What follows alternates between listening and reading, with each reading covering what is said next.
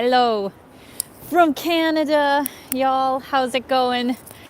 I am psyched to be doing a live stream from Toronto, guys, because this used to be literally my home for the last 7 years, other than this past year and a half when I have been traveling.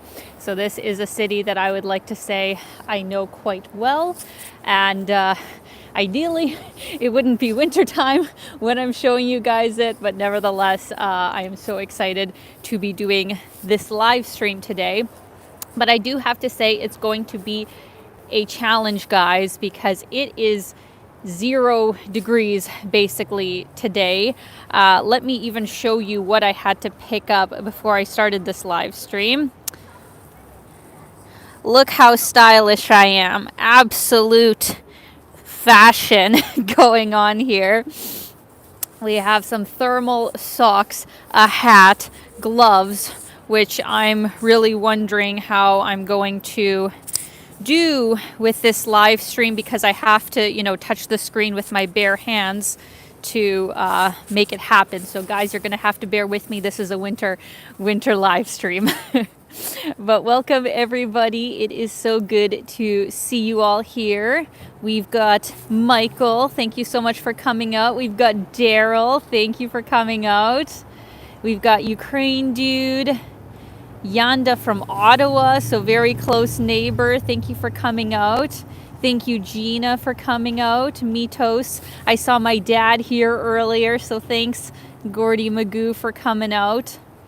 Oh, we already got a super chat here from Johnny Strides. Welcome back to TO. Thank you so much, Johnny. That is super sweet of you. I am very happy to be back, and I've actually been here for almost 2 weeks now. If you guys follow me on Instagram, that's kind of like my real-time updates with my YouTube channel. I'm always like at least 2 weeks behind with editing and stuff. So I've been here for 2 weeks, visiting friends, doing some business, shooting some content as well. There will be a few videos from Ontario, which I'm excited to share with you guys. But it has been a trip. It has been a lot to actually come back here after all this time and just see how the city has changed. There's definitely a lot of things that are different from the time that I lived here, but we'll get into that as we go along on the live stream. But I actually want to keep moving because that is how I'm going to stay warm. So let's actually begin with what I am looking at right now, which is a very awesome place in Toronto, which is the Royal Ontario Museum, otherwise known as the ROM. And I feel like it is one of the most interesting buildings in the city, obviously from its architecture, and the exhibits themselves are actually quite beautiful. I've probably been in here at least 3 or 4 times, I would say. It's very interesting how it does look like almost a fun house with all the things jutting in and out, but the floors obviously once you're up there are level. I think it is like $25 to get in just for a regular ticket. But one thing I would recommend to you guys, if you do come to Toronto and you do want to kind of do the more touristy sort of stuff, you can get this thing called, like, I think it's the Toronto Pass or something, where you basically get all the main attractions for 50% off. So if you're planning on coming to this city, definitely get that, because even to go on the CN Tower is like $40. I actually was looking it up just the other day because I haven't been up the CN Tower in quite some time, and I was thinking of doing it for my video, but I'm like, $40 plus 13% Ontario tax, like $50 to go up the CN Tower. I'm sorry, I'm too cheap for that. So if you're going to do this kind of thing, at least get a discount on it. But where we are right now is actually Bloor Street, one of the main streets in Toronto that stretches for such a long way. Like, you could just walk down Bloor and see at least 6-7 neighborhoods. Really hard to get lost on. So if you're coming here and you're a little bit nervous of, you know, getting lost in Toronto, just walk up and down Bloor. Like, lots to see and do on this beautiful street. Already, I want to say so many thanks for the super chats. Brianna, lovely, thank you so much for coming out. I can't stay long, Alina, but I'm glad you arrived safe. Thank you so much, lovely. I will chat with you later, but thank you so much for stopping by. Robert Lear, thank you so much for the cute super sticker with the coffee. I will definitely be grabbing one of those after I am done here. Did I miss one other one? As always, guys, please let me know if I ever miss a super chat, because they go fast sometimes and I just don't always see them pop up. So if I miss one, please let me know. I think those are the main ones right now. So thank you so much, guys. You're very sweet. So I'm going to flip the camera back and warm my hands. So at the ROM here right now, it looks like they have their specialty exhibition is about great whales up close and personal. They always have like a specialty exhibit that you can pay extra to get into, and then there's just like all the regular kind of stuff that is always there. So definitely worth a visit if you like museums, obviously. And it is just in a great area of Toronto that is called Yorkville. Definitely kind of a pricier area. There's also the University of Toronto that a part of it anyway is over there just beside it. But in general, the U of T, University of Toronto, can be found all over the downtown area. Like, they have a whole bunch of different buildings. It's not just like one campus or anything like that. Oh, a big warm welcome to my friend Alex. Reportify Media is in the house. Alex, thank you for coming out. Hope you're doing good in Chongqing, China. I'll definitely be visiting you there, hopefully at some point this next year. Then over here we have University Avenue. Well, they call it Queen's Park, but it turns into University later on. You can see a slight peek of the CN Tower.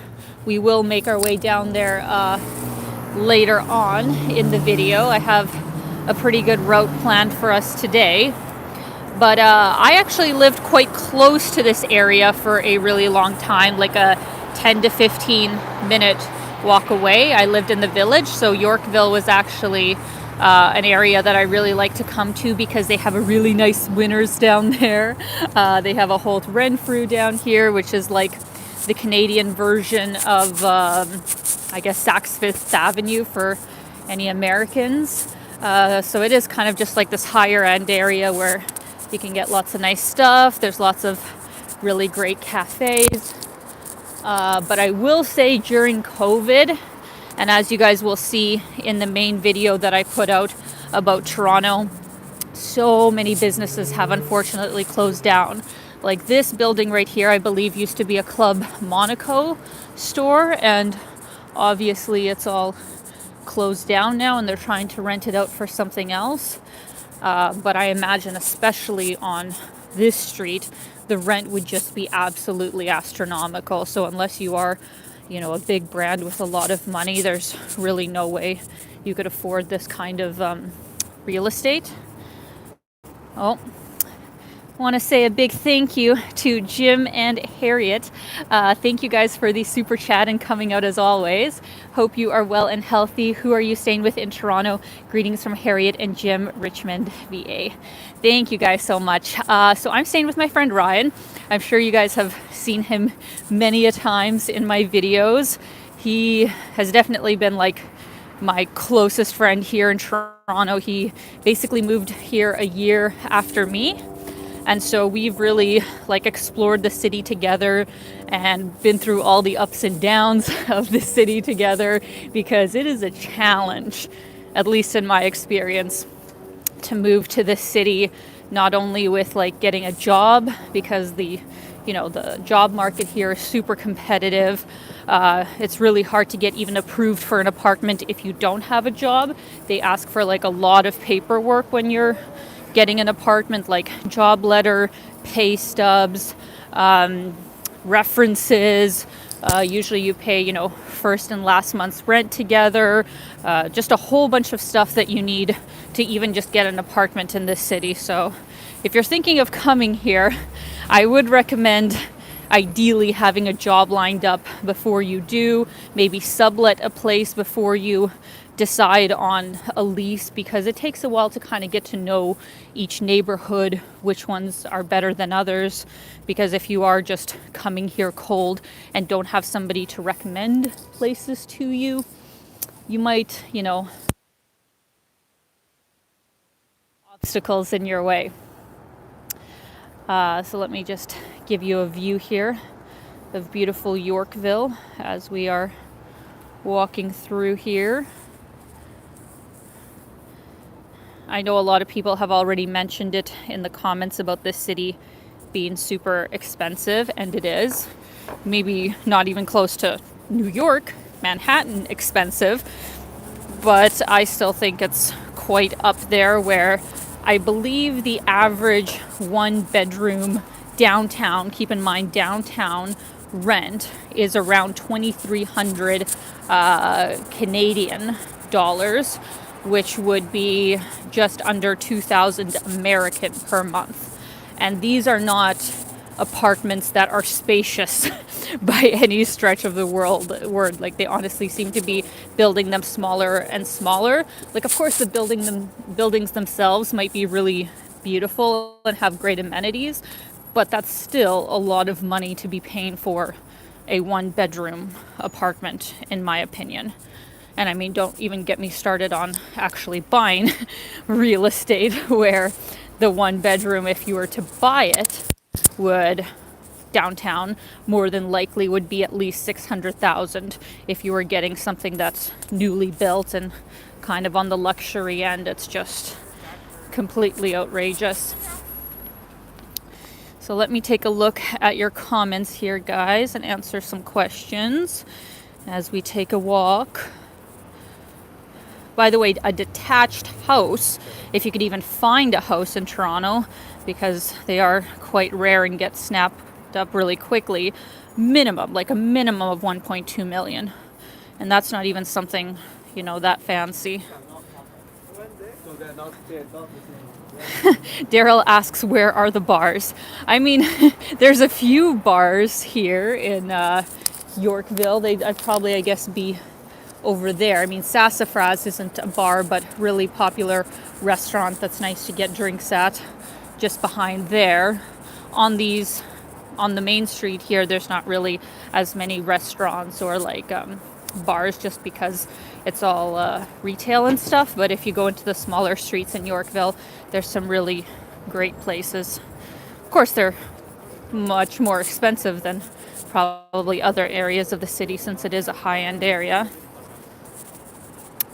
PB asks, how many taxes on average does the average person pay in Canada? Well, gosh, I'm not going to be able to give you an exact answer. I'm just going to be giving you a ballpark estimation, where I think I read the average wage in Canada, so all areas of Canada combined, is I think 50 or 55,000 Canadian dollars, and that's before taxes. So if you put, I think somebody in that range would probably pay around 20% taxes, something like that, maybe 22 or something. I think that would bring it in at 13,000, something like that. Somebody correct me if I'm wrong in saying all of this, but if I had to just estimate off the top of my head, I think 20% in general is probably the average of what a person pays living here if they make under 100,000. Also depends which province you live in, because obviously you pay the federal taxes and then you have a different rate depending on the province that you live in. So that can give you a ballpark figure. So this, friends, is Holt Renfrew. Really fancy Canadian department store. I would recommend going there. It's a really beautiful place, and at Christmas they always really nice Christmas decorations, so that's definitely a place worth going in. I see I had 2 super chats here. Where was the first one? Glenn, thank you so much for the super chat. Greatly appreciated. Hope you're having an awesome day. And then I see one here from Dave. Thanks for being you. Well, thank you so much, Dave. That's very sweet of you. Hope you are having... Well, sorry, guys. I just had a moment where I got dizzy for a second. I think I'm okay. That was weird. Thank you so much, Dave. Hope you're doing good.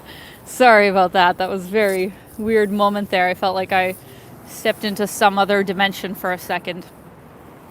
And yes, Jonathan, Toronto does look a lot like NYC. There's definitely some similarities. Obviously, it's on a much smaller scale than NYC, but it is Canada's largest city. It's definitely the most business-minded, you could say. It really does have a lot going on for Canada. So I really did enjoy living here the years that I did. It's just, super expensive, I think, for the real estate. So guys, we are going to continue on. Give you a sky view before we do. We are going to make our way towards Yonge Street, which is the other main street in Toronto that also goes really, really far. You could walk for hours on end to see all of it. What was I going to say? Basically, it goes all the way up to like North York area, if anybody knows that area, and then all the way down to the waterfront, which is the direction that we are going to be heading towards with some stops along the way. Actually, let me know in the comments if anybody has been here before or lived here and what your experience was, because everybody's gonna have a different experience depending on when they lived here, what they were doing here. Some people absolutely love it, some not so much.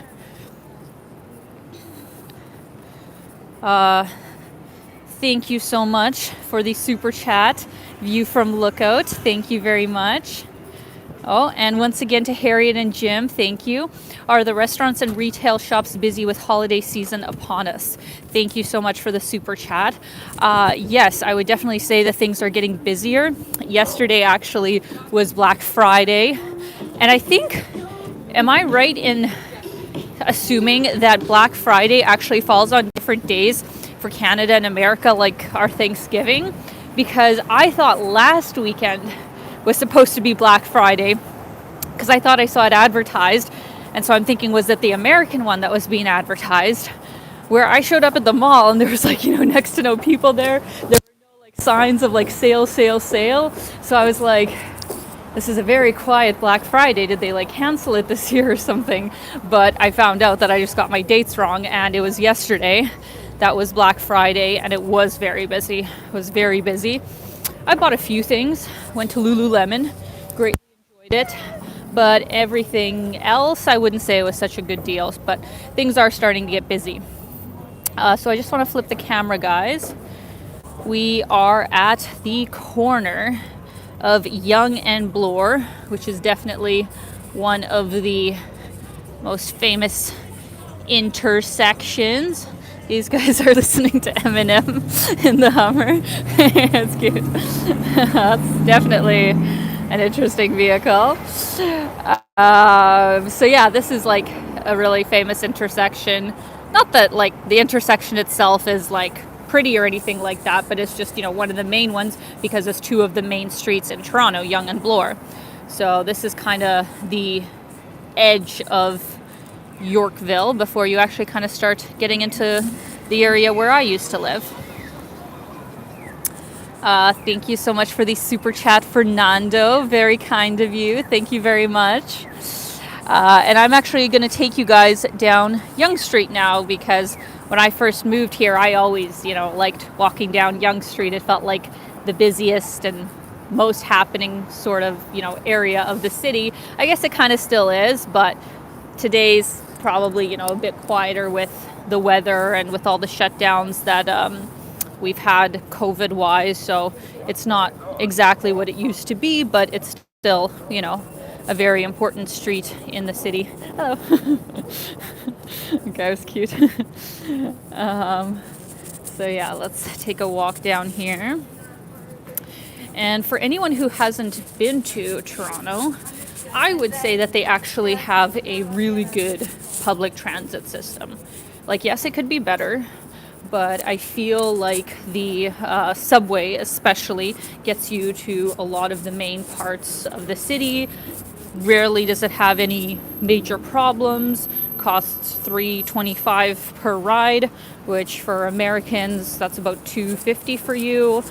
So I think it's actually super reasonable. And for the rest of the city, there's like buses and streetcars.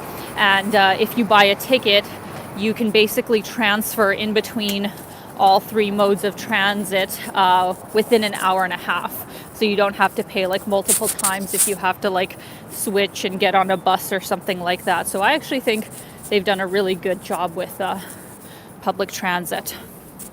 And right over there, in my opinion, is the best strip club in the city.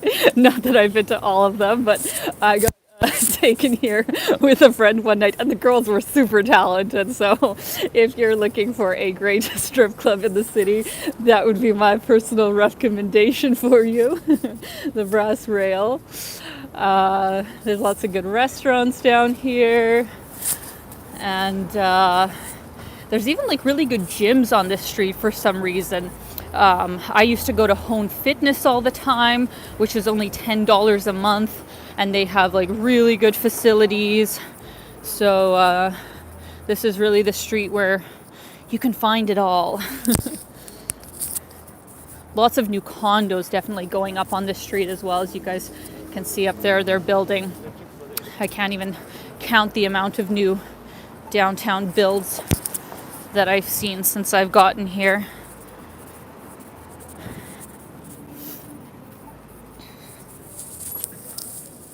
And let me give you guys a view here.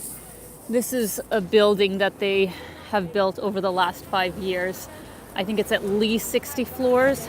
It's not the highest in Toronto. That's the Aura building, which is 72, I believe. And apparently they're building another one that's going to be even higher. But that one is really nice. When I first moved here, I actually really wanted to live in that condo building. It was just absolutely gorgeous inside. But even, 7-8 years ago, it was like $1,800 a month. And that was just, much more than me and my boyfriend at the time could afford. So we didn't end up living there. We ended up living actually just a few blocks down from here. And I think initially we were first paying for $1,400 a month. It wasn't as fancy of a place, but it was still like a really good location. It was actually quite spacious for Toronto, and we were really happy with it. So it's crazy how you think that $1,400 is a great deal in this city, just because what the price usually is just outrageous.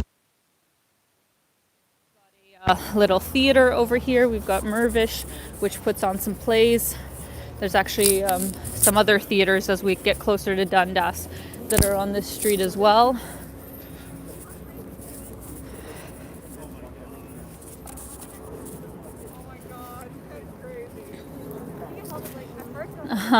MJ makes a good comment. Canada isn't cheap for renting.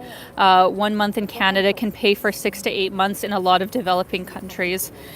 Yeah, that is absolutely true. I mean, depending on how you're traveling.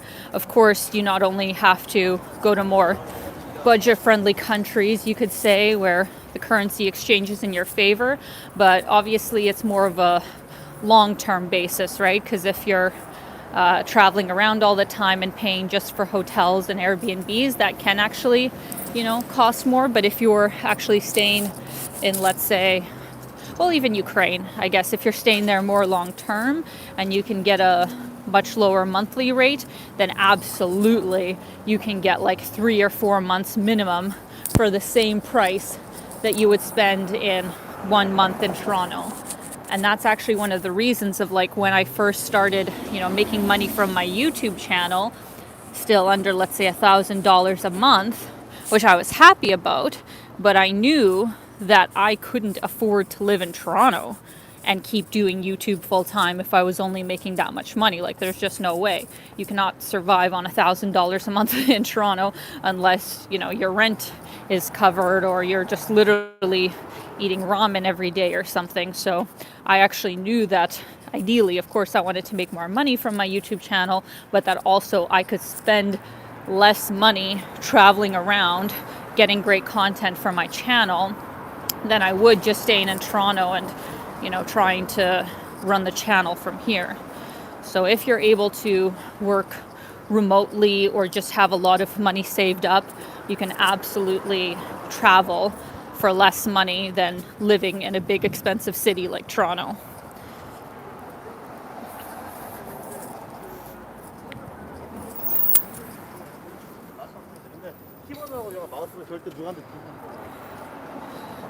Adrian asks, have you ever been to Vancouver? Yes, I have. When's the last time I went? It's been a while since I was last there, but I think I've been there at least 5 times, at least, I think. Some were very short trips, like I stopped there maybe for a night or two on the way to Whistler, which, by the way, I would highly recommend going to for snowboarding or skiing. Let me actually, before I go on with my story,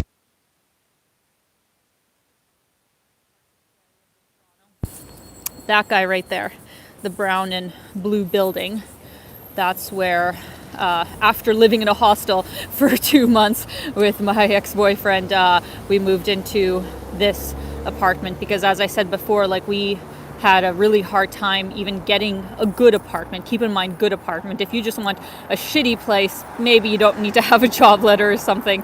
But for nicer places, you definitely had to have job letters, references, all of that kind of stuff. So we had to live in a hostel while we looked for an apartment, and that was the first place we lived. So that is that.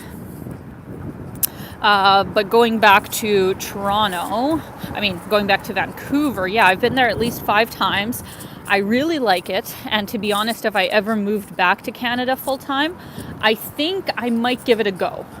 I don't know if I would, get a full-time lease, because the biggest thing that I worry about Vancouver is the weather. If I stayed there year round, I think the summers are just phenomenal. Absolutely beautiful, and you have, so much gorgeous nature around you. But once you get into the fall, winter time, just from my experiences there, it is just miserable. Like, it is rain, it is overcast. It's not that it's cold, but it's miserable. So in my experience so far, I don't know if I could live in Vancouver full time. But in the summer, absolutely. Like, it's an amazing city. It has a lot to offer. So maybe someday I'll give it a try. But basically, it's all good. But basically, when I was thinking of moving here, primarily for the film industry, I was, on the fence of whether I should move to Toronto or Vancouver. Those are the 2 main markets for the film industry. So just from the experiences that I'd had in the 2 cities and kind of hearing from other friends who were actors, I got the impression that Toronto would be the better market. And I think it is. It's supposed to be busier than Vancouver on a whole, and just for other businesses as well. It's just faster paced.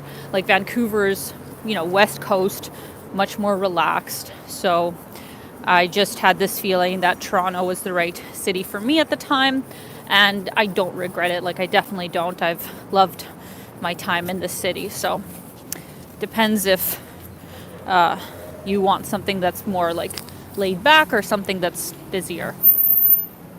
So guys, this is my former intersection. I'm not going to go across the street yet. This is Yonge and Wellesley Station, subway station is just over there. And my apartment, as you'll see it in my video, was literally just down this street. I lived at 140 Wellesley Street East. And it'd be like a 5-minute walk from the subway station, which was amazing. Or if I wanted to be on the Green Line, I could also go to Sherbourne Station, which was like 10 minutes away. So, and I was in the middle of the city, like this is basically downtown Toronto. Had all the amenities I could need in this area. So I was very, very happy with the location. The biggest thing that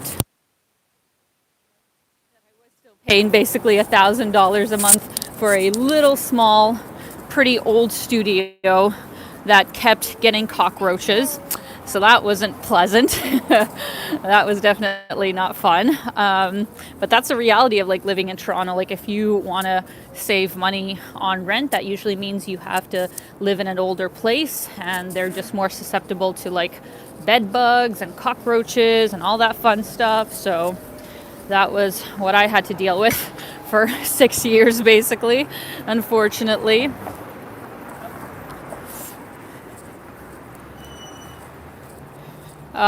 Ukraine dude says microphone is coming in and out. Oh no. Guys, please. Is anybody else having issues hearing me? I hope not. Hopefully not. But I saw a super chat here from Michael. Thank you so much. Hi from Warren, Michigan. Do you have any worries about the latest COVID with your upcoming travels? Good question. And thank you so much, Michael, for the super chat. I mean, I've been, traveling during COVID the whole time, basically. And of course, I have my worries because things can literally change on a dime. They can change the rules any second. But one thing that I found has really helped me is to, first of all, choose destinations that don't currently, I guess, have a history of opening up, locking down, or like changing their rules very quickly, because there's a higher chance that they're going to change their rules when you get there. So obviously Eastern Europe is where I've tended to stay, as well as the Balkans, because they've been fairly open the whole time. And with Colombia, where I'm going next, I think they may have shut down once the spring of this past year because they had a huge wave. Like, understandably, they shut down. But they've been open ever since and have had very low COVID numbers and a fairly high vaccination rate for South America. So I have a feeling that it's not going to be an issue, hopefully, going to Colombia. Hopefully things will be fairly steady going forward with them. But with this whole new strain that they've announced, I think that's primarily restrictions to South Africa area. Which I'm not going to. So at the moment it doesn't affect me, but hard to know what's going to happen in the future. So I really just take it like one step at a time, and if I have to change my plans, I have to change my plans, but I can't really make those decisions until something happens. Okay. Oh my goodness. Daryl, thank you so much for the incredibly generous super chat. Thank you so much, my friend. That is incredibly sweet of you. I will absolutely enjoy South America. I'm actually very happy to be heading out tomorrow, by the way. I'm literally leaving tomorrow afternoon to the airport. So I'm going to be in Colombia the day after on Monday, very early in the morning. So it's coming up. It's coming up quick, guys. And I don't know what's going to actually happen with the live streams right away, because it is said to be a bit of a dangerous country compared to the other places that I've been to. And they say you should not have your cell phone out at all when you're like walking around the streets. So I'm going to see if there's ways to kind of work around that, or go to areas that aren't quite as, dangerous for cell phone snatching. But I hope I can keep up with the live streams, because I really do enjoy doing it. So thank you, Daryl. That is incredibly kind of you. Thank you so much for supporting my channel, and I hope you are having a fabulous day in BC. I think I saw another super chat here from Mr. Yash. Mr. Yash, thank you kindly for the super chat. Greatly appreciated. I just missed my light. Okay, let me switch the camera here. Dear old Google glasses. Yeah, I mean, those, I don't know if you guys have seen them, but I think it's Ray-Ban that actually came out with the ones that are supposed to be the best quality, where there's a camera in the like sunglasses, so you can really record inconspicuously. But I don't think, unfortunately, it does live streaming. So we'll see. We'll see how things go. I really would prefer to not have my phone snatched, so I'm gonna have to just take more precautions than I usually do with traveling. But I don't really know until I get there. So yeah. All right, let's cross the street here. Aw, thank you so much to Christy, who also lived in Toronto. Thank you so much, and glad you had a positive experience as well. It is an amazing city. Aw. Thank you so much for these super chats, Stan. Just stay safe and enjoy yourself. I will. Thank you so much, Stan. I will try my best. Thank you to RoboMan. Have you considered using something like a GoPro for these type of live streams? I think it would be easier. And like you said about walking in dangerous areas, a GoPro would be better. Thank you so much for this super chat, first of all. And yes, you're totally right. It would be better to do it with like a smaller, little camera that maybe doesn't look so obvious. And that's what I will be using to shoot my actual videos. But the issue is that I can't do a live stream with a GoPro. It doesn't, first of all, I don't think it even has those capabilities, but with doing a live stream, I need to see your comments, right? It's like the comments have to go on some kind of screen when I'm doing it. So unless, I had somebody like walking with me and a camera was tethered to like a phone or an iPad or something, and then I'd have to like look down at the thing to see the comments, I couldn't really do it. So that's why the phone, if I'm walking around for a live stream, is actually by far the easiest way to do it, that I know of anyway. If there's something I'm missing, please send me an email. But as far as I know, it's much easier to do walking live streams with just, your camera phone. So that's kind of the only option that I have available to me at this point in time. I saw two other super chats, I think. Let me just see here. Overflow, thank you so much. Would you ever spend 1 year in Romania? If not, where would you spend 1 year? Good question. Thank you for the super chat.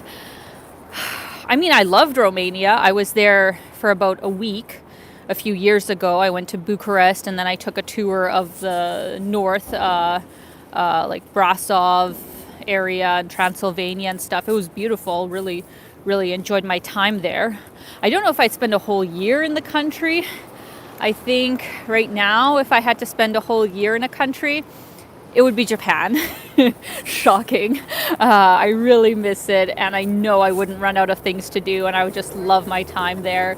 Of course, it's expensive, but it's one of the few countries that I'm like, your ridiculous rent is worth it. It's worth it. So, in Tokyo anyway. So, yeah, if I had to pick a city or pick a place for a year, it would definitely be Tokyo. Let me see here. So thank you. Samuel, thank you. Be careful in South American countries. I grew up there all my life due to poverty. It can be unsafe. It's lots of fun, but don't just go anywhere and everywhere. Trust me, stick to the safer parts. Yes, totally agree, Samuel. While I am somebody that believes that travel in general is made out to be scarier than it actually is, that's not to say that some places are more dangerous than others, and you do have to take precautions. You do have to be smart. You have to figure out which areas of the city are okay to stay in and which are not. Ideally, you have somebody else with you, which I'm going to see if I can hire some local guides, or I know some of you guys are from those countries. I actually have somebody in Bogota that I'm going to meet up with once I'm there. So I totally agree that you have to be careful and take extra precautions, which I definitely will be doing. So thank you very much. Missed a couple super chats here. You guys are so sweet. Thank you. I don't want to miss anybody. Alan K, thank you. Enjoy a Timmy's before you leave Canada. I will. I have actually been enjoying a lot of Timmy's because they just put out these new espresso drinks, which like their Americano that they've had for a few years has always been that, but now they had like a cappuccino made from espresso, not just their regular, kind of coffee, and it's actually really good. So I absolutely will. Thank you. Robert Lear, good job. Thank you so much for the super sticker. You are so kind. Hope you're doing good. And Wayne C. Miles, thank you so much, Wayne. That is very kind of you. Truly, I can't sometimes wrap my head around the fact that this is my job and I have such an amazing community. Like, you guys are just amazing. Thank you. Евгений, спасибо. Привет, Алина. Желаю тебе прекрасного провести зиму. Какой твой любимый цвет? Thank you so much, Evgeny. I'm going to answer your question as we walk, just because I want us to see as much as possible. He asked me what my favorite color is in Russian, and it's hard. I kind of go in between either pink or blue. Yeah, and I mean, it depends on the shade as well, the tone of the pink or blue. So I'm sorry I can't give one answer, but it's pink or blue. That's my answer. Thank you. Thank you so much to Harriet and Jim once again. How long will you be in Colombia and where do you think you'll go next? So that's still kind of up in the air right now. I'm not exactly sure like which day exactly I'm going to leave Colombia just yet. I only have my ticket there at this point. Probably at least a month and a half. But I do want to go to Brazil afterwards, most likely. And I think I want to be there for Carnival, which is like the end of February, which would be super exciting to see. And I'd also spend, I guess, my birthday there probably too if I got there for, I'd be there for my birthday if I got there for Carnival. So that's currently the two countries that I think for sure I'm going to go to. But after that, I do not know just yet if I'm going to, see other countries in South America. We'll just have to see what the COVID situation is and just if I like it, right? It's like I've only been to Peru when I was 17, so a very long time ago.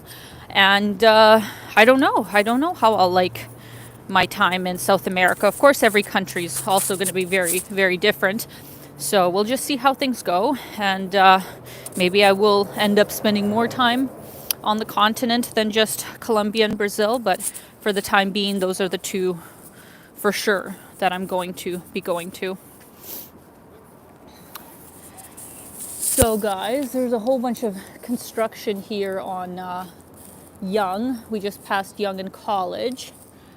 So we are just continuing to walk down the street, and I think once we pop around here, you guys will, now you'll be able to see the tallest condo building, I think, in all of Canada, which is the Aura building. Look how high it stretches. It actually looks even bigger from the other side of the street, so it's not even the best view from here, but it's a beautiful building. Like, my God, the people who have like the penthouse up there will just have spectacular views of the city.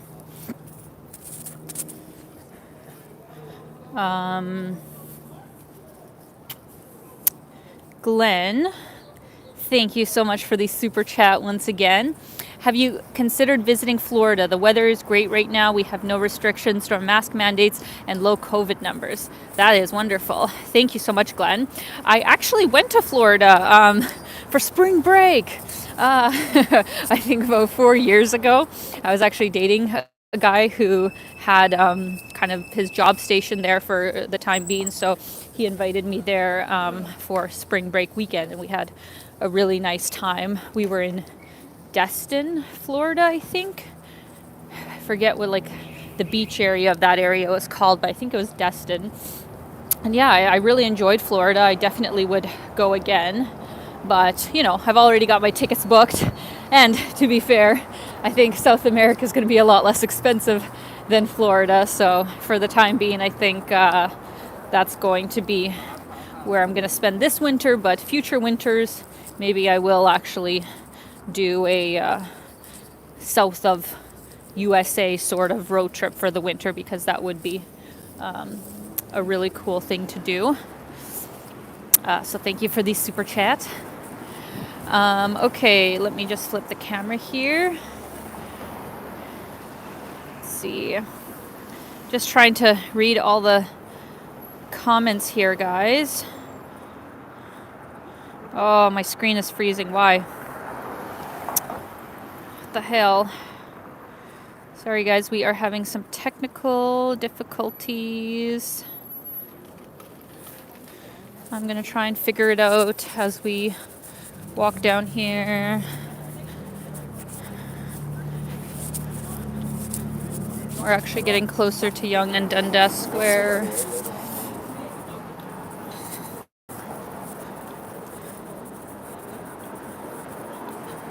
Okay, I think it's back.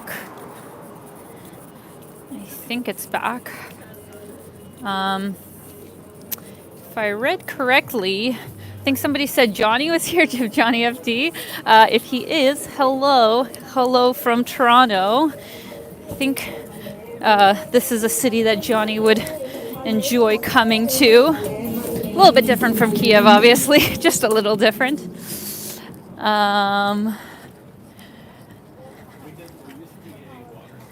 Sorry, guys, I'm having my screen freeze, and I'm hoping that that's only on my end, not on your end. So I'm just going to flip the camera while I figure this out. Also, keep in mind, I'm on Canadian data. I've literally been saving my data for this live stream. Oh, and it's been so hard coming from like Ukraine, where I was paying $15 a month for, basically an unlimited data package, and never having to, wonder if I'm spending, too much time on my phone, to literally having to, get Wi-Fi in every single place I go to try and conserve data, because this live stream I know is going to be at least 1.5 gigs or 2 gigs.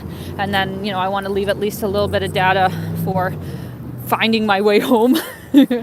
And, tomorrow when I go to the airport and stuff. But yeah, I'm basically running down my data down to zero with this trip, because I had to pay basically 55 or 60 Canadian dollars for like 5 gigs of data. You know how it is. So yeah, that is what Canadian telephone companies like to just make their money on, is data. Saw a super chat from Christian. Thank you. You rock. I thank you. I am from here, but you will probably go to Ottawa. Have you been? Are the Christmas windows in Hudson Bay set up? All the best. Happy travels. Thank you so much, Christian. So yes, first question, I have been to Ottawa multiple times. Really enjoyed it. Beautiful city. Much quieter, obviously, than Toronto. For those of you who don't know Canada well, Ottawa is the capital of the country. It's like where our parliament is. And then Toronto, being the biggest city in Canada, is the capital of Ontario, which is a province in Canada. So those are like the two main cities in Ontario. And then to answer your other question, yes, the Hudson Bay windows are open with their Christmas decorations, also worth visiting. So thank you for your super chat. Roboman, thank you so much. Biggest downside of Canada is the oligopoly of the telecom market can be pricey, and the plans are not as great as other parts of the world. Totally agree. It is very sad how much money they charge, because it's more than the States too. If it was the same as the States, I'd be like, okay, whatever, but it's more, or you get less and pay more. So it really sucks. Martin B, thank you so much. Thanks for showing us Toronto. Hope Bogota is a bit warmer for you. I hope so too, Martin. I greatly hope that I am not wearing thermal socks and every other piece of clothing that I have when I get to Bogota. I better not be. But guys, we just made it to the epicenter of tourism in Toronto, which is Yonge and Dundas Square. Are you ready for it? Let me flip the camera. Whoops. Let's see here. And here it is. Flashing lights of the Eaton Centre. We have a whole bunch of people, usually on speakerphones, talking about how Jesus is going to save you. Usually there's some kind of event that is going on in that general area.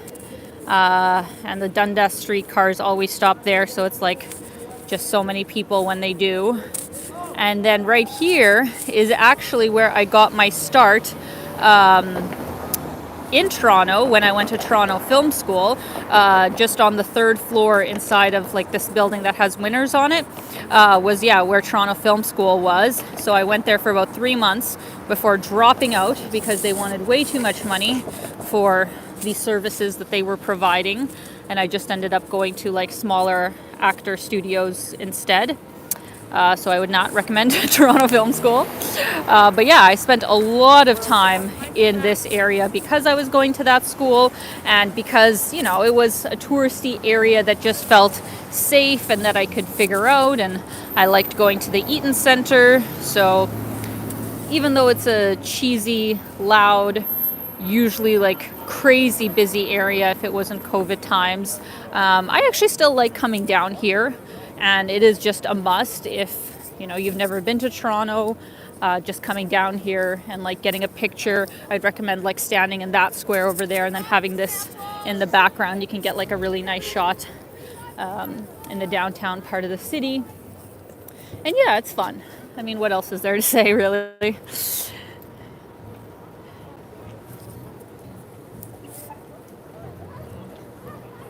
Wow, I just noticed we have 635 people in here. I haven't been checking how many people are in here, so that's actually pretty cool. I don't think I've had 600 in quite a while, so thank you all. Thank you all so much for coming out. Greatly appreciated. Those people are cute. Do you see them? Just in the distance, there's people like dancing, I think, to warm up. Welcome to Canada. I'm actually so glad that I bought these like thermal socks before getting started. They are like saving my feet, because I was just like walking to the place that I was going to start and I was freezing. I just have one pair of shoes right now, just because, you know, I don't have much luggage room, but second of all because I knew that going to Colombia I'd need something lighter. So I just got my like Nike sneakers that I knew I could wear here and there and make use of. So they're a bit chilly now that it's around 0, so I'm glad that I layered with socks. And there's some kind of protest going on. Oh, guys, it's a vaccine mandate. Oh, God, I haven't seen one of these in Canada live. Yeah, protesting vaccine mandates, all right. I mean, I get where people are coming from. I totally do. If you can't fly, take a train, drive a bus, whatever it is, we're never going to stop fighting for freedom. And we're going to here show you it's about freedom of choice, folks. Freedom of choice. It's my body, my choice. Your body, your choice. My body, my choice. Your body, your choice. No new normal! No new normal! Wake up, Toronto! Wake up, Toronto! These vaccines are illegal and unsafe, my friends. No back passport! No back passport! No back passport! No back passport! Your body, your choice! My body, my choice! I'm not going to get into it. I think I have talked enough about COVID on my channel, other than sharing maybe COVID travel restrictions with you guys. It's a very hot topic, as I'm sure many of you have already had experienced with family and friends, you know, people having polarizing opinions. So I'm not even going to get into it right now. But, you know, I find I just attract all the protests when I'm live streaming. Do you guys remember when I was in Odessa and well, actually, no, it wasn't a protest. I guess it was the gay pride parade that had like cops just covering the streets because they were afraid there were going to be so many protesters. So my whole live stream got completely derailed because of that. So I guess this one wasn't quite as bad. But yeah, wow, great timing. So I saw a super chat from Carl Elliott, one of my lovely Patreon patrons. Thank you so much for coming out, Carl, and supporting me in another way. Greatly appreciated. Thank you so much. Actually, just a note of anybody who doesn't know that I do have a Patreon. Don't have to, you know, feel you have to join it to support my channel. Just coming out is greatly appreciated. But if you did want to join it, I do have a super cool tier that is my postcard club, which is $25 plus a month, where I send you postcards from all of these interesting destinations that I go to.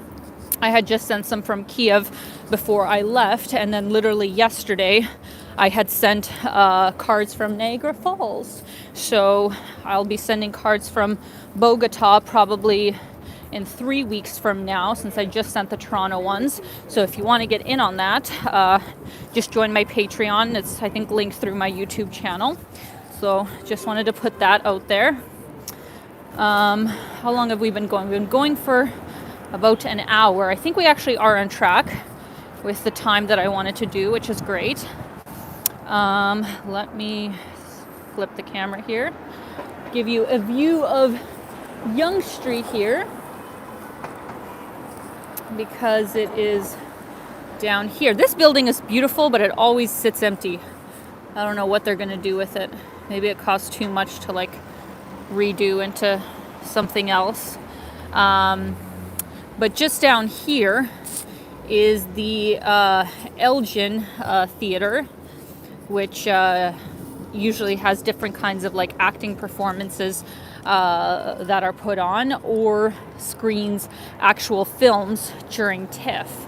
So if you come here during the Toronto Film Festival, this is one of the theaters that's a part of the festival. So you'll see like this whole street closed down and like everything red tape, because actual, you know, celebrities are usually watching the film's premiere with the people who have tickets. So this theater is a big part of TIFF. Thank you so much for the super chat, Shigeru. Thank you, my friend. Hello, Alina. Very glad to see you today. Wish your journey to South America will be successful. Stay safe and have fun. Hope you will be able to come to Tokyo in 2022. Thank you so much, Shigeru. That is greatly appreciated, and I absolutely will try my best to get to Tokyo this next year, because not only I miss it, but I really feel like I could make some really great content in Japan, because the last time I was there, I was just starting my YouTube channel, and you know, my filming and editing skills were subpar, to say the least. So I really would like to go back and, you know, shoot some content that I'm really proud of. So I will definitely try and make it happen. So thank you so much for the support, my dear friend. Thank you. Okay, guys, so I'm gonna go down Queen Street, where we are right now. Just at the corner of Yonge and Queen, we actually have a Saks Fifth Avenue department store alongside the Canadian HBC, which is the Hudson Bay Company. Also a department store that has been around in Canada for a very long time, probably one of the oldest stores that is currently, you know, still operating now in Canada. But where I want to take you guys is to show you the old City Hall and the new City Hall, and kind of the area around there that they've made really nice before we keep making our way south. Very sad to see so many homeless people, of course, in Toronto. Like I said, it's not even just, homelessness is a problem in many cities, but I think in Toronto it's definitely one of the worst in Canada, because even people who have jobs, like if you have a minimum wage job, but, want to live by yourself or even with roommates, like that would basically take up your whole paycheck. Like just rent would basically take up your whole paycheck. So even if you're working, it's hard to have a place to live. So it's very sad, how many people experience homelessness in the city.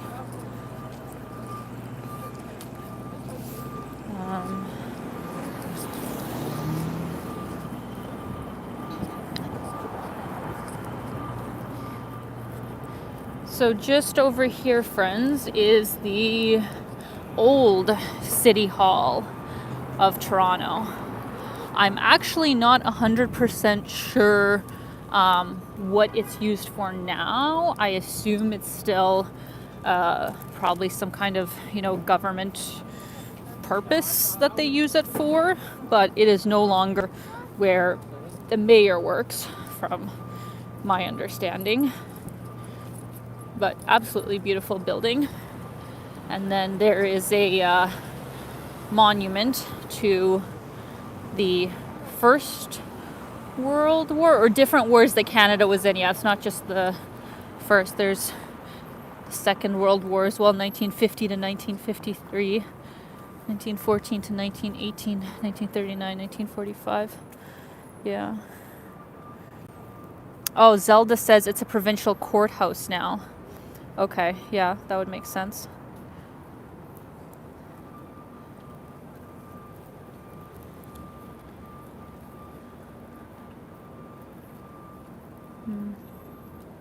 Just going to read your comments, guys. I'm just going to hold the camera for a sec here. Quick thank you to Arun. Thank you for the super chat. Have you ever been to TIFF Film Festival? Yeah, I went a few years, like to an actual, movie premiere, just like watched movies. And then I worked TIFF as well, back when I was really desperate for money. I tried to pick up like some extra shifts working like promotions during TIFF, just because they did tend to pay quite well. So, some years I wished I could have attended, TIFF or gone to more of the parties, but, I needed to make money. So I worked TIFF a lot as well in the years that I lived here. Thank you so much to my friend Rahul. Thank you so much for the super chat. Thank you for this fabulous tour of the Six. Please stay warm and have a safe flight tomorrow. Thank you so much, Rahul. That is so kind of you. I really appreciate it. And I hope that I will be much warmer when I get to Bogota, because I am the worst Canadian. I am just not good in the cold. For all the years that I lived in Saskatchewan, you'd think I'd be better at handling cold, but nope. Still very difficult. So thank you so much, Rahul. I hope you're having a fabulous day. And then a big thank you as well to Mercia Todd. I hope I'm saying your name correctly. Thank you so much for the super chat. That is very kind of you. Thank you so much for coming out and supporting my channel. Let's see here, guys. Oh boy, it's already a little over an hour, so actually we should keep moving. Let me give you one last look of this side of Queen and Yonge Street down there. I think the protest probably will keep going down Yonge Street. And Chanukah! Do you guys remember? That's the Adam Sandler movie, isn't it? There's like, he combines Christmas and Hanukkah and he makes Chanukah. Am I getting that reference correctly? Yeah. So we are just going to keep going across Queen and make our way to what in the winter time is a beautiful skating rink right in the downtown core. I don't think it's ready just yet, but the area is still very nice. And you guys will be able to see the new City Hall, which in my opinion is pretty ugly compared to the new one. I mean, the old one is better than the new one is what I'm trying to say.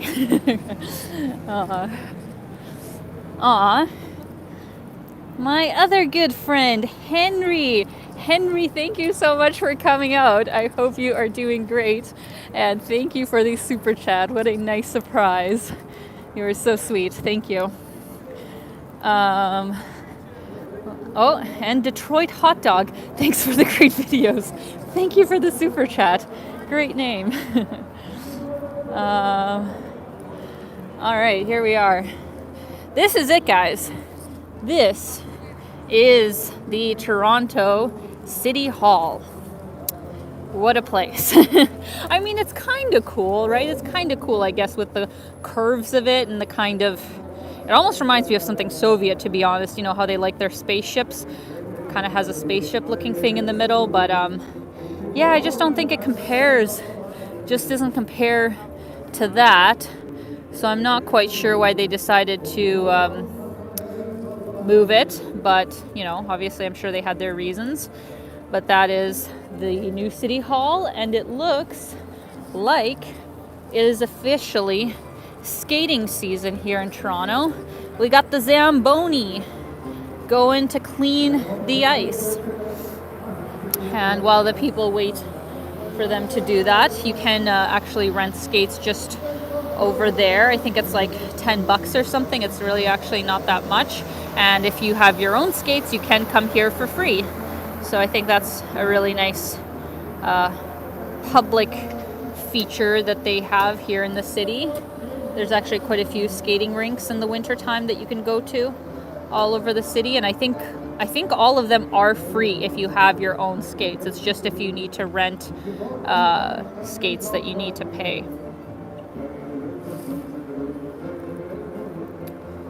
So that is this view. Let me just go around to the other side and I'll give you guys a view from over there, because of course, as you already probably saw, it has the Toronto sign, which, if I understood correctly, was initially put up just during some kind of festival or something. They put up the Toronto sign, but people liked it so much and, you know, loved getting their pictures with it, that they've decided to keep it here, and they kind of change it every season, like depending with what kind of events they have going on. Like the symbol in front of it is the like indigenous culture symbol, so to honor that, I think they've put that in front, and they've changed the side of the letters since the last time I was here, so they're always kind of updating it, which is kind of cool. Let me see here. Yes, Rahul, thank you. 2015 Pan American Games was when it was first installed. Yeah, thank you. So I think people liked it so much since then that they just kept it, which I think is a great idea. You can see City Hall right behind it.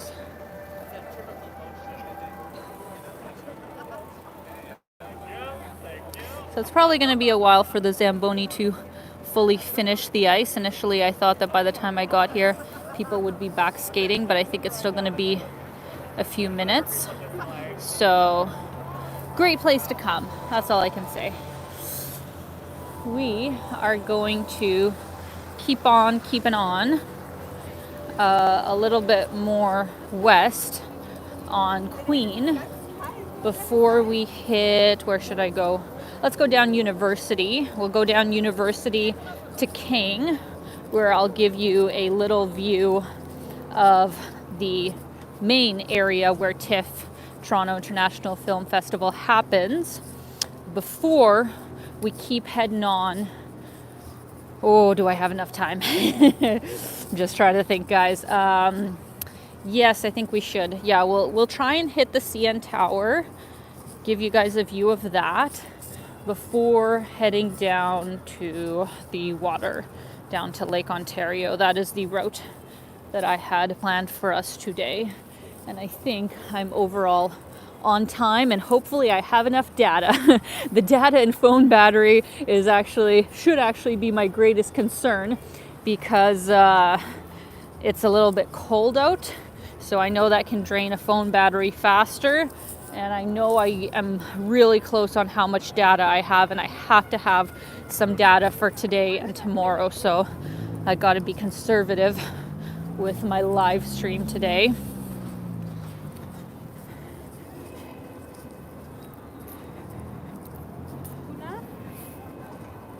Let's see here, guys.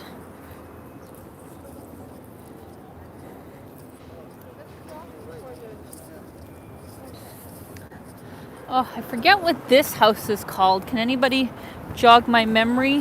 What's behind this gate? Really beautiful house and park. Holy hell, what is happening? Oh my gosh, guys, I think the anti-vax mandate protest gotten bigger. I can actually hear them behind me, and it's huge now. Interesting.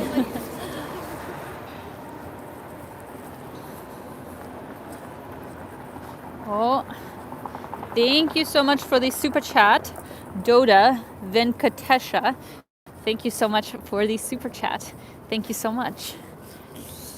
Let's see here. Oh, guys, my hands are so cold. So cold. I'm just gonna have to put them in my pockets for a minute here. Can't scan through comments, sadly. My fingers are just icy right now. Once they warm up, I will try and scroll back a bit. Oh, cute dog coming up. Very important.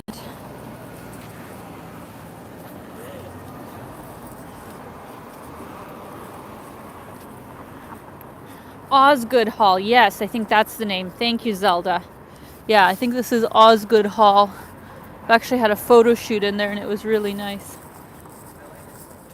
Up here is also really beautiful because this is I think it's both opera and ballet that they have here. Yeah, Canadian Opera Company, National Ballet of Canada. So this is both.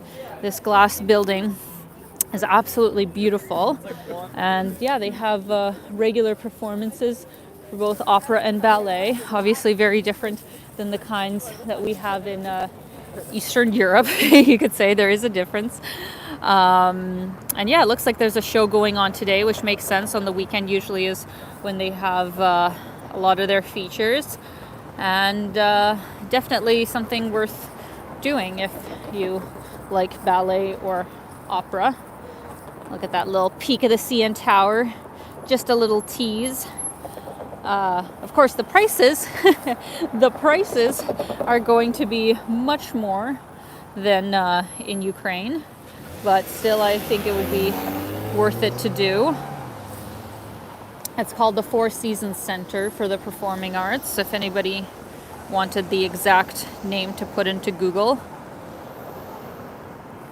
And we are currently on University Avenue, one of the other main streets here in the city.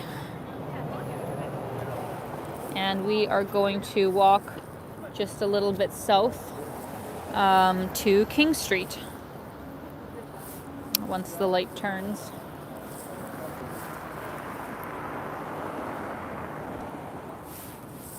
Come on, there we go. All right.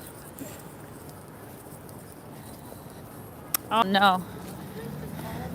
Oh no, guys. Oh no. I just got my 20%, the 20% of battery left. Oh no. Oh. Everybody asks, why don't I use a power bank? And yes, I could. That's a great idea. If it wasn't for the fact that I have to plug in my headphones into the only jack that Apple has on their phones. It's where I usually would plug in my power bank, right? So unfortunately, I can't plug in both at the same time. And without the headphones, I have found the sound gets even more distorted. I know that even with the headphones, it's not amazing sound, but trust me, it would be much worse if it was windy and I didn't have headphones. So that's just the situation of why I can't plug in my power bank when I do these. So I'm going to try and you know, show you guys as much as I can, but I probably can only keep going for about 10 to 15 more minutes probably, I would estimate. So, let me think, what should we do? Should we comment down below, guys? Would you prefer to see the CN Tower as close as possible, or would you prefer to go down to Lake Ontario, like down to the water? Comment down below and I'll do what the majority want to do. Thank you so much to Kirill. Привет, вы из какого города в Украине? Спасибо большое. I am from... Yeah, я из Киева. It's such a weird thing where I'll read something in Russian knowing that, well, obviously I should answer in Russian, but, you know, I'll say it in English because that's how I talk to my mom.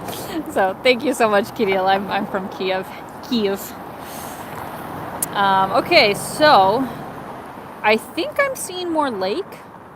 Lake, tower, water, CN Tower. Oh gosh. I think I'm getting more lake. I am seeing a few for CN Tower, but more people are saying lake.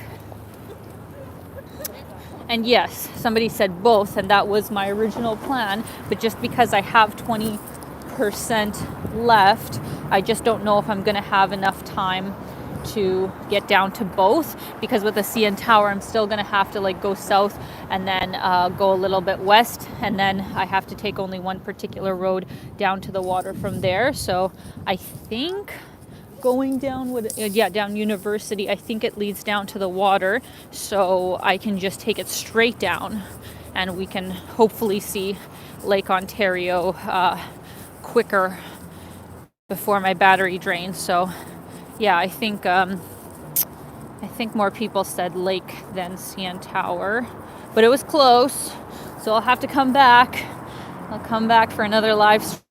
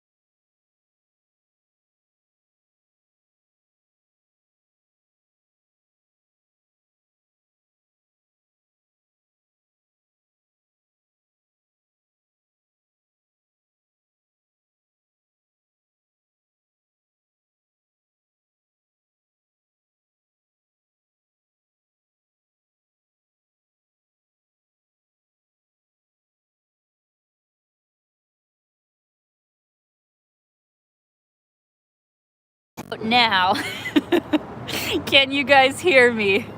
1, 2, 3, 4, 5. Can you hear me, guys? Can you hear me? Can't hear you. All good. It's working. Yeah, now we can hear you. Yes. Okay. Well, you guys are gonna have to hear me then. Yeah, like this. So I'm gonna put this away. I wonder, can I plug in my power bank then? Maybe this happened for a reason. Let's see if my cord and thing will function. Let's see here. I'm gonna have to put it in my like pocket or something like that then. Let's see. All right. See? Maybe we can do both now, guys. How exciting. How exciting. My technology breaks down because you should go to both, Alina. You should go to both the CN Tower and and the lake. But that still doesn't solve my problem of not having much data. So I still got to be careful, and we still got to move fast. So let's get going. And actually, just for fun, how would you guys say the sound is? Is it okay? Because when I tried this the last time, people told me that the sound was just horrendous. So we'll see how we do. We can hear you fine. I wonder why my headphones weren't working. So that's a bit weird. Oh, Crystal, great. Well, we might have a new way of doing things. How exciting. Okay. Gotta walk fast. Walk fast. That's the one thing about living in Toronto is like there's no room for slow walkers in this city. People get so pissed if you're a slow walker in this city, especially downtown. Okay, so let me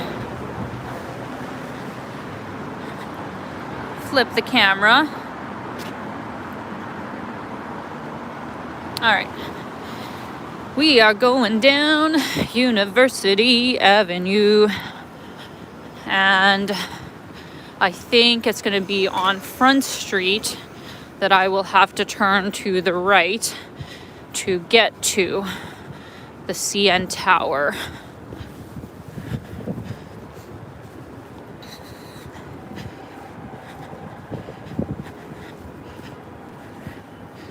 You've got St. Andrew subway station just here. And this is basically the area where TIFF begins at King and University, and it goes all the way to King and Spadina. During TIFF, they close down the whole street, and basically there's a whole bunch of, different stands, different places where you can get like snacks and drinks, like food truck kind of places as well. So this is what it's like during that time. For anybody wondering why I'm coming down here when I said I'd go down Front Street, I just want to give you guys a little glimpse of like Thompson Hall and King Street where the theaters are. But I think I should go down Lower Simcoe. Can anybody confirm that that would be the fastest and easiest way to get to the CN Tower from here? If you guys can actually see it, it's right there. So we will have to go a ways over, but I just think that if I keep going down this way, I'm gonna have to go backwards a bit because there isn't a street that goes to it in the middle. I think looking at the map, it said Lower Simcoe was the better option for me. Really? Audio is better than with headphones. Well, we have just had a breakthrough then of what I will be doing going forward. I was just worried about the sound. I really thought that the headphones would help with that or had been helping with that, but maybe not. Maybe all along it could have been so much better. Better late than never finding out, I guess, right? There's our fancy new streetcars. So this is Thompson Hall. This is usually where they have different like orchestra performances, I guess you could say, like more classical music performances. At least that's what I've seen there myself. So that's another great thing to do if you're in Toronto. And then maybe you guys can kind of see in the difference, there's the flashing lights that is one of the theaters. Let me just go over here and maybe you guys can see it better from across the street.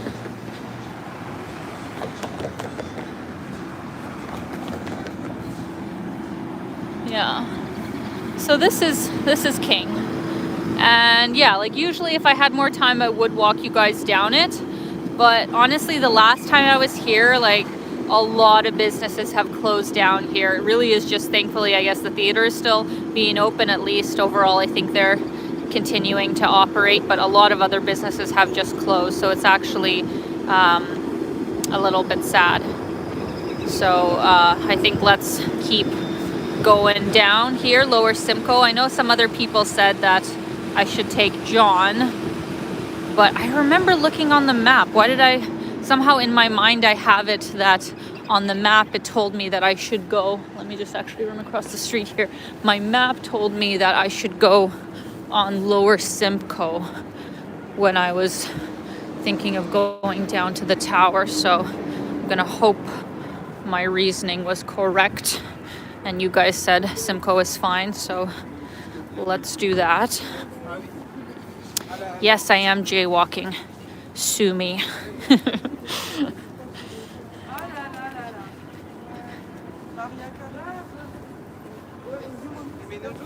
This is actually a really nice building, St. Andrew's offices. I really don't actually walk down the street that much, so this is actually kind of new for me. Simcoe Street closed, local traffic only. I think that's just for cars. Okay, I think we should be okay. Because if I remember correctly, once we kind of get adjacent to the CN Tower, there's a sort of park that you walk through to continue to get through it.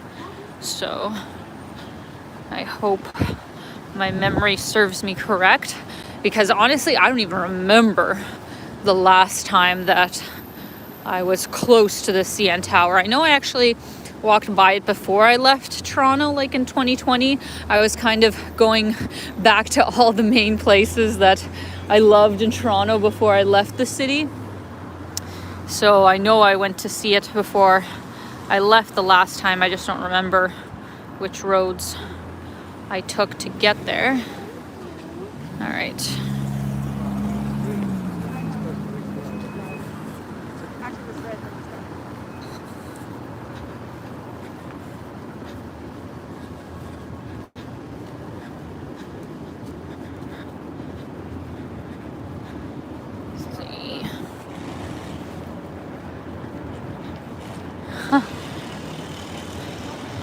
Miguel says you can be fined in New York City for jaywalking, though I've never seen anyone getting fined.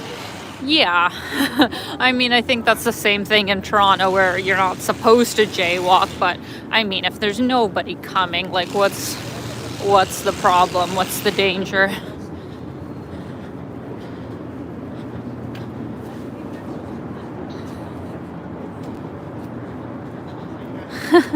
Oh, I love your guys' comments.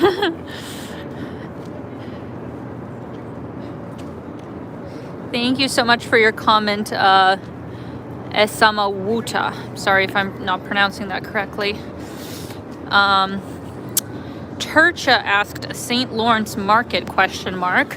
Another fantastic place to go to in the city. Highly recommend. St. Lawrence Market is basically an indoor and in the summer a little bit of an outdoor market where they sell a lot of like produce, meats, cheeses, whatever, that are, you know, from Ontario, that are local. Of course, they have some international stuff too, and it's a really great place to go, not only for the atmosphere, but you can get lots of really tasty like restaurant food there as well. So definitely worth going to. Okay, so this is front. Yeah, I should just go down front, right guys? Yes, yeah, I can go down front too and just go up the stairs and then I'll be at the CN Tower. Or I go down here and it's the park. Am I correct? I can't check Google Maps, so you guys are my Google Maps. Please tell me if my understanding of where I am is correct. Go under the tunnel. Yeah, either way, go right. Front is easiest. Go to the skywalk. Okay, you know what? Yeah, let's actually go to the right, because what we'll do is we'll get a view from like the top and then we'll walk down and then I'll keep going down to the water. That is what we will do. Thank you so much, my helpful navigators, as I make it through this city. And actually, while we're walking here, we are going to pass the Canadian news station, publicly funded, CBC.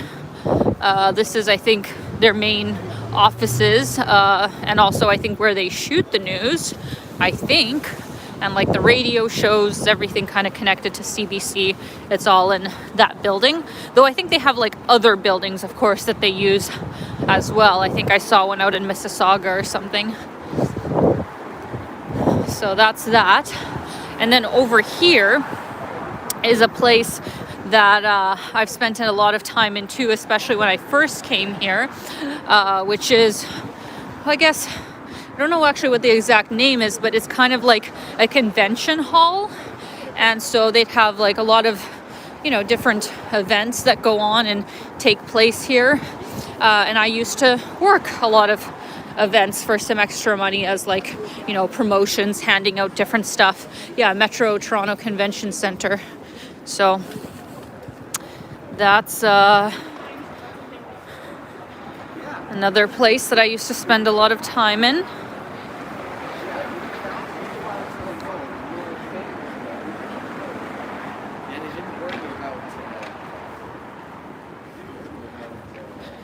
Ooh, I hope my data is not down, guys.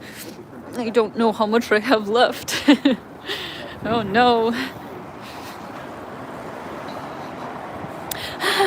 Zelda has a good comment. Show us a dispensary. Actually, on that note, because maybe some people don't know, actually.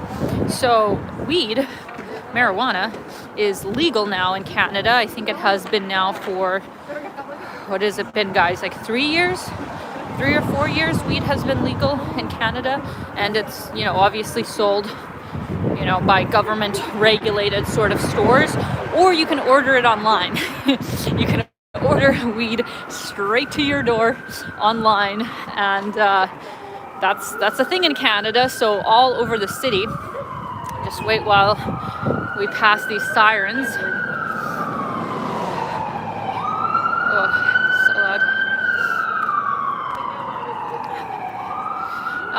Yeah, so there's a whole bunch of dispensaries, like weed dispensaries online, or not online, my words are getting jumbled, all over the city, like literally on every block. So if you're someone who enjoys the taste of grass, Canada is a place where you can do so legally, as long as you're 18 or older. I think it's 18 for the whole country. I don't know, it's not really my thing, but I think it should be legal, so I guess it's good that Canada has that. Did I see a comment from my friend Ryan? Ah, yes, Ryan. Shocking that you are running late. Ryan was supposed to meet me down by the water, and I told him don't be late because I don't want to stand around freezing my ass off, so good to know you're going to be late. Thanks, Ryan. I guess I will take my time, but I just can't use up my data too much. Thank you for the super chat. View from Lookout, just something for a warm drink for after you have shown us Toronto. Hope you have a safe trip tomorrow, Alina. Thank you so much. That is incredibly kind of you. I think that's exactly what I'm going to be doing when I get down to the water and wait for Ryan. So thank you so much. All right, guys. So this corner right here, yeah, John Street, I guess that's what everybody else in the comments was saying. I could have just went down here. Yes, you were correct. I'm gonna take the stairs up here and actually, yeah, give you guys a really good view of the CN Tower and Ripley's Aquarium of Canada, which I have ratted on, saying that it's not that good for the price, but it's actually all right. So if you like aquariums, this one is actually kind of cool. It's just a bit expensive, as most things in Canada are. But if you get that Toronto passbook that I was talking about, I think it includes Ripley's Aquarium. So you could probably get a discount on that if you were doing everything. And then what you are seeing in front of us is the Rogers Centre, which is the home of the Toronto Blue Jays, which is our official baseball team. It's actually a really beautiful stadium. You can watch the game from actually like up higher in the stadiums, like a restaurant. Like imagine a restaurant, and you have huge windows where you can watch the game like from your table up there. Or also, I think it was Ryan who was telling me, there's also hotel rooms, which is what I think that is. So you can watch the game from your hotel room, which is also kind of cool. So that is the Rogers Centre, which I'll give you guys a view of in just a second. Want to say a quick thank you to Malta Network Resources for the super chat. Hi Alina, great video today. Thank you so much. Thank you for coming out as always. And guys, we have also arrived to our other very important destination, the CN Tower. There it is in all its glory. How nice is that? For $50, you can go to the top. Or other option for you, if you would prefer to spend $80 to $100 on food and get a trip to the CN Tower included, you can get up for free if you are going up to the restaurant they have at the very top called the 360 degree restaurant. I think it's called, yeah, just 360 degrees.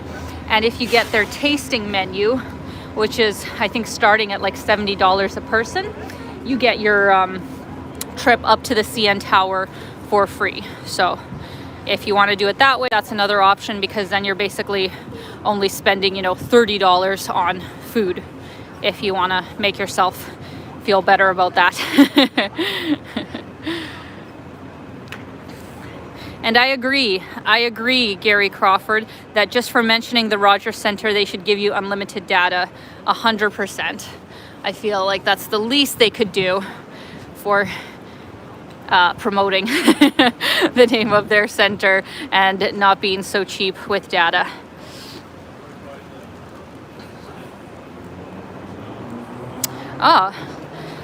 USNVA said the restaurant is expensive, but the experience is worth it.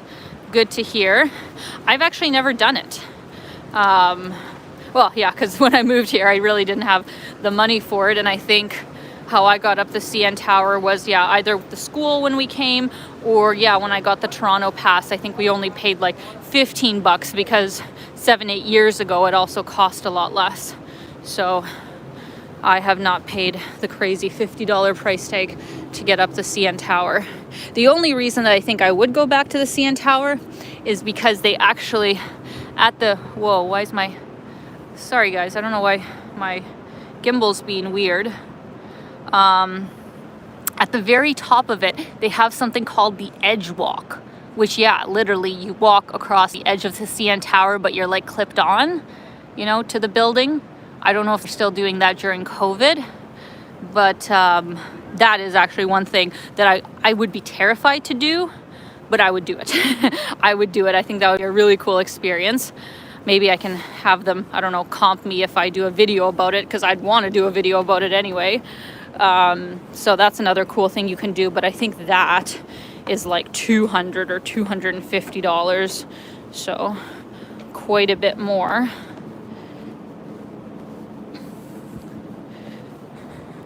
Let's just go down these stairs here.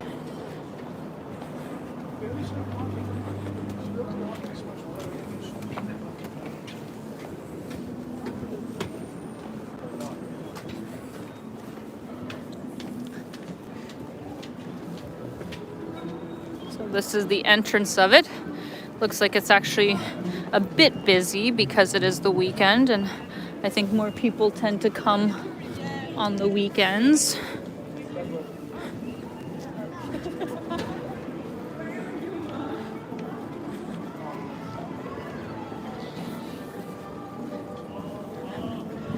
Let's walk through here. There is the Ripley's Aquarium just on my left.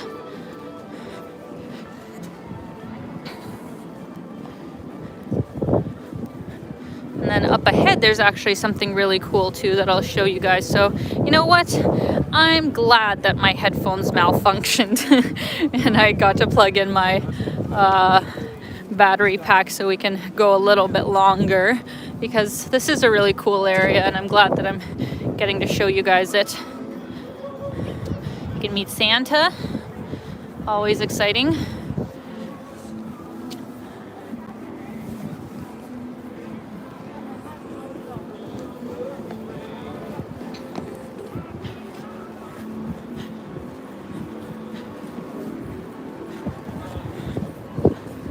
Got a view of this. And now let me give you one last view of the beautiful CN Tower It is freaking tall, isn't it? I'm having to do a back bend to give it justice here. Very nice. Very nice. They do have a glass floor in it, which is pretty cool. You can see all the way down.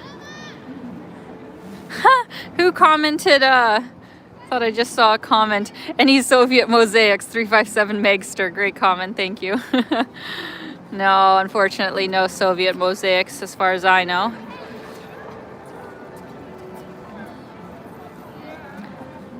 Fantastic. Fantastic. Thank you guys for hanging out with me today. This is fun. All right, so where we're going right now is two cool things worth doing in this area. Number one, the rec room. What does it say underneath? Eats and entertainment. Basically, it is a restaurant with your regular, North American food like burgers, steaks, whatever. But it's cool because they have a whole bunch of arcade games and, like group games like pool or, all that kind of stuff. So if you wanted, dinner and kind of like a fun activity sort of thing, that would definitely be a great place to go. And then over here, we have a bunch of old trains, which I guess, is the history for, the GO train and TTC or whatever in Toronto, probably the Via Rail, which is the trains that go all over Canada. They kind of have a bit of an exhibition here, Canadian Pacific Railway. But what we have just over here, Toronto Railway Heritage Centre, that's the words that were not coming to me. But just in front here is the Steam Whistle Brewing Factory, which is one of many local beer brew houses in not only Toronto, but Ontario. A lot of great beer is actually made in Ontario, in my opinion. Probably the best in Canada.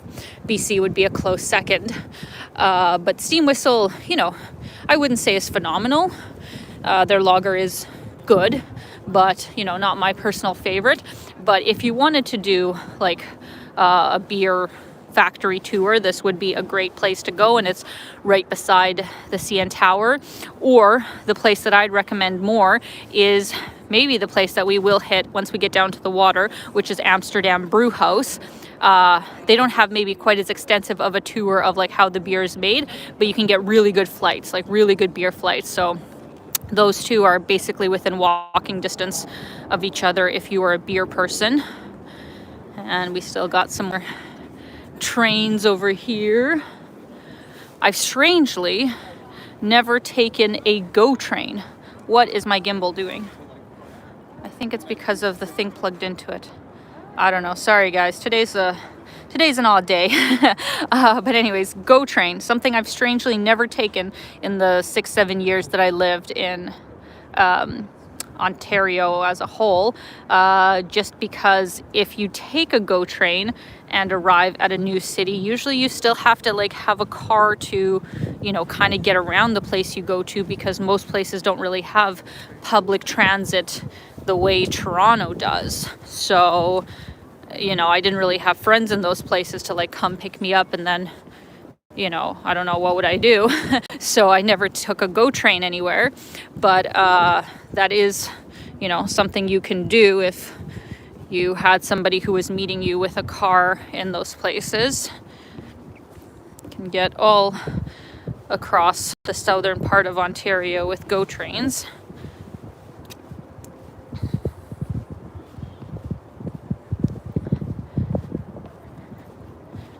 Alright, so we are, I have not walked down here in quite a while, so I'm just taking guesses that I can follow this road down to the water. My trusty navigators, can you confirm that that is correct?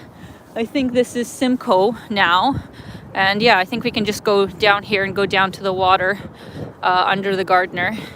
Can you confirm, please and thank you? Yes, okay, great. Great. Let's see.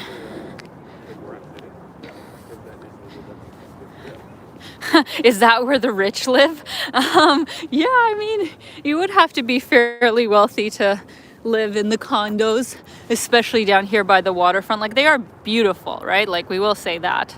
The condos here are beautiful. Like, imagine probably the rooftop deck or bar or whatever that they have up there. Yeah, these would definitely be, at least, if you moved in now, like a minimum of $2,000 a month for like, you'd be lucky to get that for a 1-bedroom. Studio is probably going to be like $1,800 or something like that. Most 1-bedrooms probably like $2,300 or something like that. It's outrageous. This is the Gardener. Wait, right? I don't know if I should say that. I think this is the Gardener. I'm not great with the highway names. I think this is the Gardener. Big highway that kind of goes through the bottom half of the city. And yes, my gimbal is drunk, guys. I think it's because I don't have a long cord like to my power bank, and it has to kind of, you know, be in my or actually I'll take it out of my pocket for a sec. Or no, I can't do that because then anyways, it's technology issues, guys. It's because the cord is like pulling on the gimbal, and I think the gimbal is like malfunctioning because of the extra pressure. So it's fine so far most of the time. It's just if it does move, that's probably why. Aw. Thank you so much to Brianna. Thank you so much, lovely. Have a safe flight, Alina. Lovely tour of your city. Thank you so much, hon. Hope you're doing good. Thank you for coming out. And yeah, it's been interesting to come back here for the last couple of weeks, and I'll kind of get into it more in the video that I do about Toronto. That's probably going to be live on either next Tuesday or Thursday. I haven't decided yet. It was supposed to be live this Monday, but I know there's no way I'll get it edited in time. So it's probably going to come out on Tuesday. But in that video, yeah, I talked about kind of my experience of coming back and like, would I ever move here again? And just what it's been like during COVID as well. So I'll talk more about it, I guess, in that video and stuff, because we are almost at the lakeshore, and I'll give you guys a little tour of that before I close off for the night. All right, let's go here.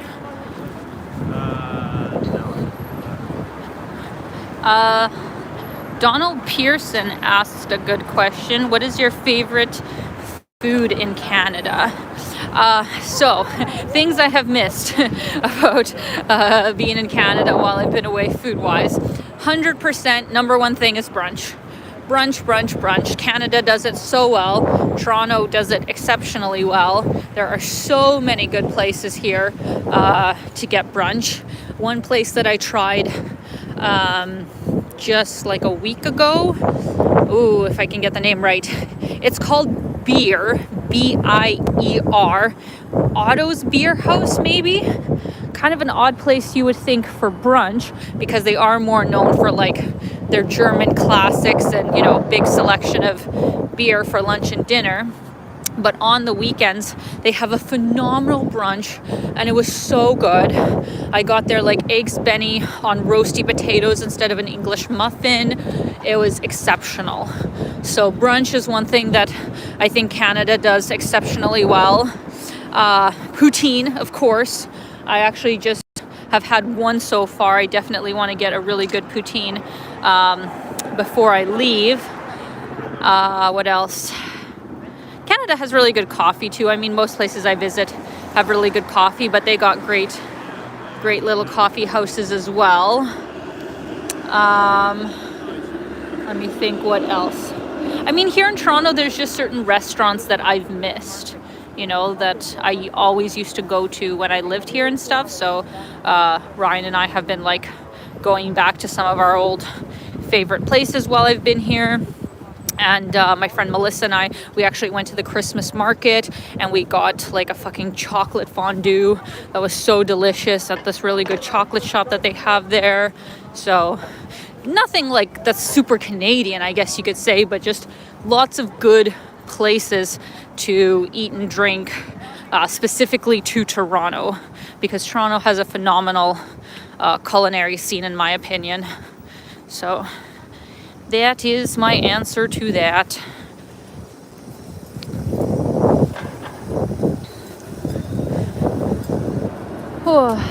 I'm getting winded, guys.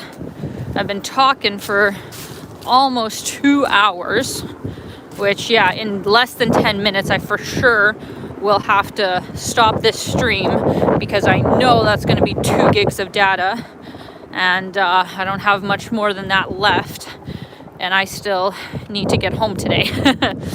But where we are entering right now is the Harborfront Center area, also an area where they sometimes have different kinds of like conventions, festivals, that kind of thing. But it basically leads down here to the water, to Lake Ontario, and I think they have an absolutely beautiful boardwalk here. It's not as nice as Vancouver, of course. I think Vancouver has the best boardwalk in all of Canada, but Toronto, I think, is a close second. And in the summertime, it's super lively, really beautiful. Unfortunately, in the winter, it's not quite the same. This would usually be a skating rink. I don't know if this year they are going to make it happen. I assume they will. It's just a little bit early. They've just done the one that's downtown for now, I think. And actually, one of the top things that I would recommend you do in this city, that is literally probably my favorite thing to do in Toronto, isn't actually technically in Toronto. It is in front of us. It is Toronto Island. And this is just a beautiful place to go. It literally is just a huge park. Some people do live on it, and there's a few like restaurants and cafes on there, but they have some really good beaches, for what we're working with. And it's a really great view, taking even just the ferries that go from Toronto downtown to the 3 different points on the island, depending on which part you want to be dropped off on.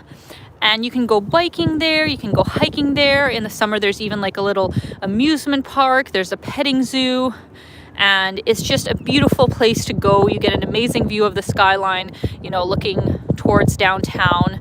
And I felt like it was really my oasis, while I lived in the city, because it just got you out of, the concrete jungle, and you really felt like you were somewhere else for an afternoon. So strangely enough, Toronto Island is one of my favorite places in Toronto. But this is the boardwalk, and over there they have the WestJet stage, where they have different performances, mainly in the summer.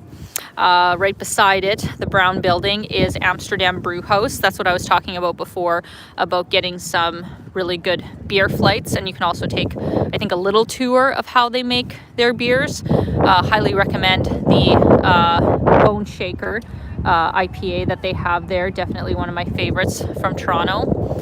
And there's the CN Tower, also gorgeous. And you can, just take a walk in this area. You can take a pirate ship cruise. I think these are the boats that in the summertime kind of give you a bit of a dining, drinks and dining sort of experience, because they have a really big open floor and they have a bar and stuff. So that's a fun thing to do in the summertime. And yeah, this brings us actually, guys, to the end of today's live stream. Let me just flip the camera. I'm so very grateful that you guys joined me for this fantastic adventure. I hope you enjoyed it, and I'm excited to come back here when it is not 0 degrees and my hands are freezing from trying to read the comments while I do this. So I hope there will be more live streams to come from not only Toronto but other places in Canada, because as much as I travel to other countries and promote what they have to see and do there, I truly do think that Canada is a phenomenal country. I am very proud to be a Canadian citizen, and I will always, come back here, even if I am, you know, still primarily living on the road. Like, I'm never gonna fully leave Canada because I love it too much, and I hope to do, you know, more videos where I actually promote the things to see and do in this country. So more to come from Canada. I hope you guys are doing great, and the next time you see me on live stream will be in South America, in Colombia. I don't know how it's going to work. I don't know if it's going to be possible to do full-on walking the streets, you know, live streams like I'm doing now, just for safety reasons, but I will find a way. Like, I'll find a way to do live streams, but maybe just not the same as I've done before. So I'll keep you guys updated on that. Big thank you to Shigeru. Good job. Thank you so much for the super sticker. And thank you so much to Bob Appleman. Thanks, really enjoyed the tour of Toronto. I definitely need to visit. Thank you so much, Bob. Yes, you absolutely do. It's an amazing city, and I'm really grateful that I got to visit it for the last 2 weeks. Really happy that I was able to make a quick pit stop before I go somewhere warmer. So I'm sending you guys so much love. Hope you're having a fantastic day, and a new video from Toronto will be out later this week. So sending you guys lots of love, and I'll see you next time.